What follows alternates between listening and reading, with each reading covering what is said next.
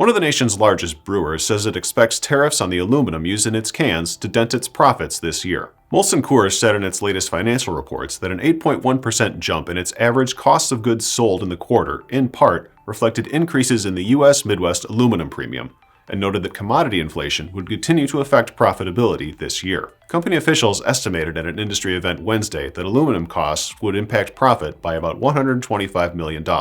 Reuters reported. Prices for aluminum in the U.S. soared to record highs earlier this year, amid a supply crunch and the effects of tariffs imposed last year by the Trump administration. Tariffs on imported aluminum were doubled in June, although a report this month indicated that the White House was considering rolling back some metals tariffs. The nation's number 2 brewery, which makes Miller Lite, Peroni, Vizzy Hard Seltzer, and many other brands in addition to its flagship labels, said although it expects sales to be roughly flat this year, its adjusted earnings per share are slated to decline by between 11% and 15%. Aluminum prices, however, are just one of several factors impacting Molson Coors and brewers in general, including sluggish consumer spending and a broader shift in attitudes toward alcohol. Molson Coors net sales were down 4.8% last year compared to 2024, and the company posted a net loss of $2.1 billion for the year. Rahul Goyal, who became the brewer's new CEO last year, said the company made necessary, difficult decisions to course correct and set ourselves up for the future.